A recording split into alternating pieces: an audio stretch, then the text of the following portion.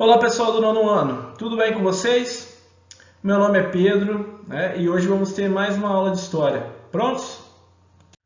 Na aula de hoje iremos estudar o módulo 3, a Primeira República no Brasil, nem tão pública.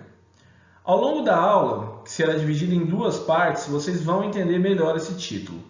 Vamos explorar bastante esse conteúdo que é muito importante para entendermos a organização política, econômica e social do Brasil, na formação da República, e que traz consequências que ainda são sentidas pela população brasileira. Para que vocês possam acompanhar aí da casa de vocês, abram na página 178. Vamos lá?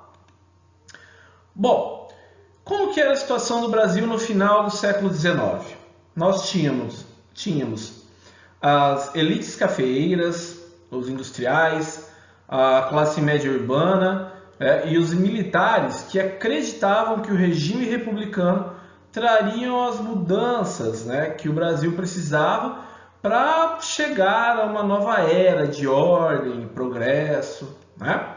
Embora os defensores da República discordassem em muitos assuntos, eles concordavam que nem a monarquia, nem o imperador Dom Pedro II eram capazes de acompanhar essas transformações econômicas que o país vinha passando, e também não era capaz de garantir a tranquilidade política do país.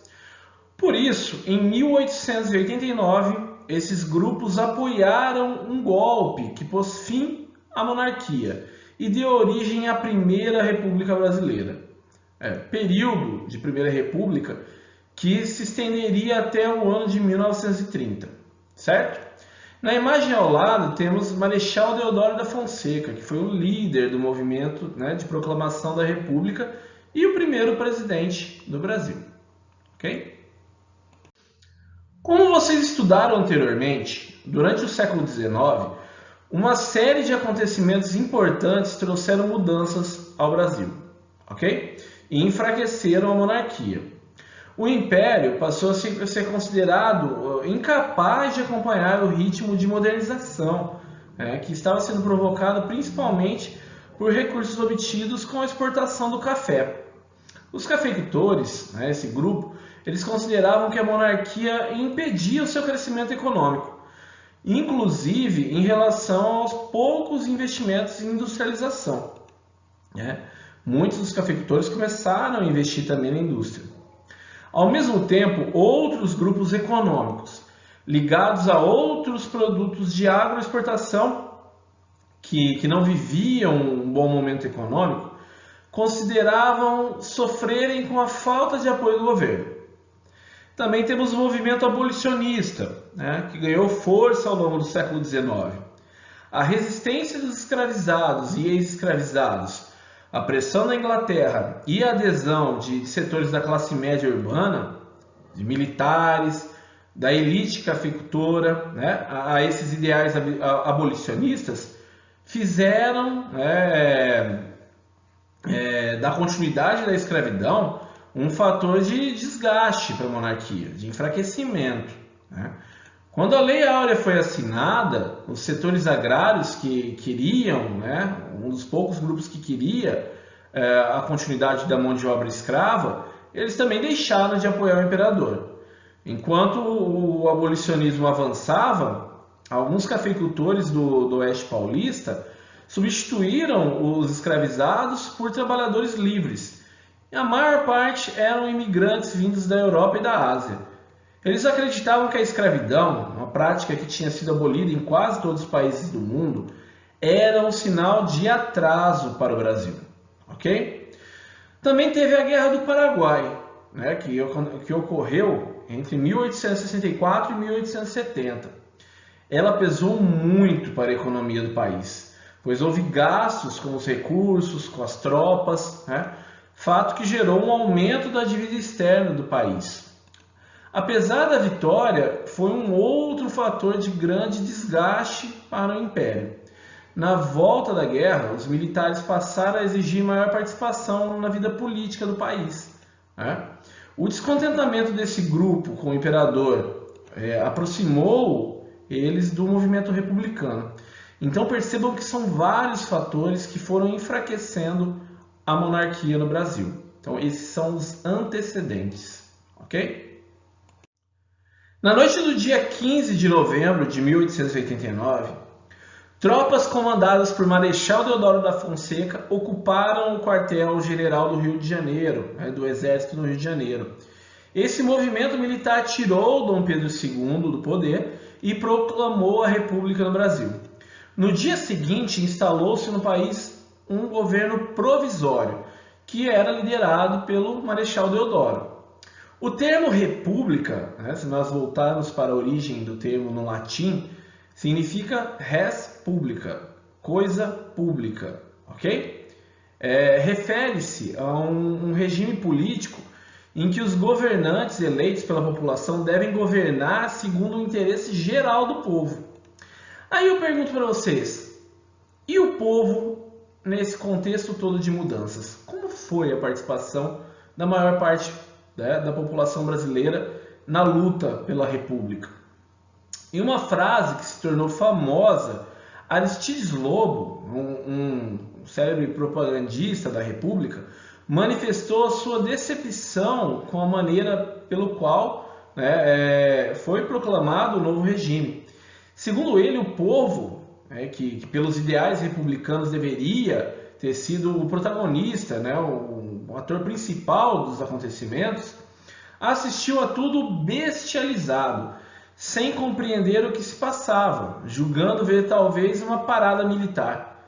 Pessoal, nesse e em muitos outros momentos da história do Brasil, a maior parte da população não se interessou muito em participar de processos de mudanças políticas. Quando não há participação do povo, seus interesses com certeza não serão representados. Se você não fizer, alguém irá fazer, certo? Porém, de acordo com seus interesses, ou os interesses do grupo que eles representam, ok? Então, é importante sim pensar e participar da vida política do país, beleza? Essa pintura ao lado, que vocês podem ver, ela é chamada Proclamação da República, de 1893. É um quadro de Benedito Calixto. O pintor realizou uma série de pinturas históricas, normalmente sob o ponto de vista oficial da história. Nessa obra, a Proclamação da República é representada com a grandiosidade, tendo no centro a figura do Marechal Deodoro da Fonseca. Apesar da tentativa de valorização do movimento, a pintura, nessa figura ao lado, não disfarçou a falta de participação popular na proclamação, ok? Estabelecido o novo governo, era preciso escolher qual seria o projeto republicano que prevaleceria. E aí, seria o projeto dos militares positivistas, que queriam um governo centralizado e forte? Ou seria o projeto das oligarquias estaduais, especialmente a cafeicultura, que defendiam o federalismo, ou seja, que os estados tivessem maior autonomia administrativa? Ou o projeto das camadas médias urbanas e da burguesia industrial, que pretendia alcançar maiores espaços de participação política e acelerar a modernização econômica do país? Ou o projeto dos republicanos radicais, que defendiam ampla participação do povo no novo regime? Então, pessoal, aos poucos vamos entender como foi montado esse projeto da República, quais projetos foram levados adiante. Para marcar na história do Brasil a mudança do regime político, foi necessário criar ou modificar alguns símbolos que apresentassem a República de forma positiva no imaginário e no cotidiano da população. Quando as pessoas que compõem um grupo ou um país reconhecem os símbolos e atribuem a eles valores positivos, você tem um aumento do apoio da população a esses valores, a esse grupo, ok? Ainda em 1889 foi oficializada uma nova bandeira para o Brasil. Vocês podem observar na imagem acima, na primeira bandeira aqui, nós temos a bandeira imperial, anterior à nossa bandeira atual. As hipóteses mais aceitas sobre os elementos da bandeira e seus significados são a cor verde, que simbolizava, era a cor da Casa de Bragança, né? Dinastia a qual fazia parte Dom Pedro I. A cor amarela, né? Que remetia à Casa de Habsburgo, né? Que era a dinastia austríaca, da qual fazia parte a esposa de Dom Pedro, a dona Leopoldina. Percebam que aqui tem ramos de café, né? E tabaco. Esses elementos representavam os dois principais produtos agrícolas do Brasil, né? Do Brasil imperial. A coroa, obviamente, é um símbolo do regime monárquico, né? Da realeza. A cruz da Ordem de Cristo era uma valorização do cristianismo no Brasil e da religião católica como religião oficial, ok? A nova bandeira trazia o lema positivista Ordem e Progresso, que já é a imagem ao lado, né? Ela representava os estados que antes, né, antigas províncias, com estrelas, e manteve as cores verde e amarelo, que já eram presentes na bandeira do Império, porém com novos significados, né? Agora relacionados às riquezas naturais do Brasil, como as matas e o ouro. Foi acrescentado o círculo azul, representando o céu. Essa primeira bandeira tinha 21 estrelas, e o número foi atualizado algumas vezes até chegar ao número atual, né, que é 27, representando 26 estados, né, do Brasil e o Distrito Federal. Ok? Logo em 1909 foi a vez de criar um novo hino nacional. Embora a música já fosse conhecida e cantada pela população desde o primeiro reinado, né, a Marcha Triunfal, ela teve uma nova letra providenciada para que se adequasse ao novo regime e se tornasse o hino oficial do país. Na imagem, aqui acima, né, temos a partitura do hino nacional brasileiro, de autoria de Francisco Manuel da Silva. Assim como o hino, faltava um herói para que a população se identificasse, né? Identificasse como símbolo da República. No caso, foi escolhido uma vítima da monarquia portuguesa, Tiradentes. Então, Tiradentes, que era considerado um criminoso durante o Império, na República teve sua imagem reforçada e construída como de um herói. Vocês percebem que o mesmo personagem, em dois tipos de governo, teve diferentes formas de ser visto, né? Por exemplo, hoje temos um feriado em homenagem a Tiradentes. Sua figura foi aproximada de Jesus Cristo, né? Aproximando Jesus Cristo a Tiradentes. Tiradentes passou a ser então representado como um mártir da República. O que é um mártir, né? Alguém que morreu por uma causa nobre.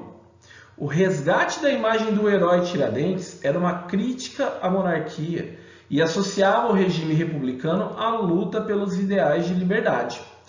Essa pintura ao lado, né, ela se chama Tiradentes Esquartejado, né? Em 1893, ela foi pintada pelo Pedro Américo, né, que pintou uma das representações que mais associam ele à imagem de Jesus Cristo, né? Reforçando a identificação popular com um personagem histórico.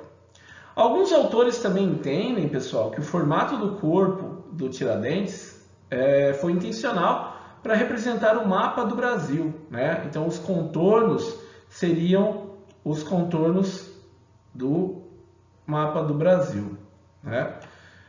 Bom, pessoal, vocês podem observar na imagem ao lado essa gravura que representa a proclamação da República no Brasil, né? Seria então a coroa sendo oferecida para a República, né? Para o Brasil livre, que representaria todo cidadão, né? Glória à pátria, honra aos heróis do dia 15 de novembro de 1889.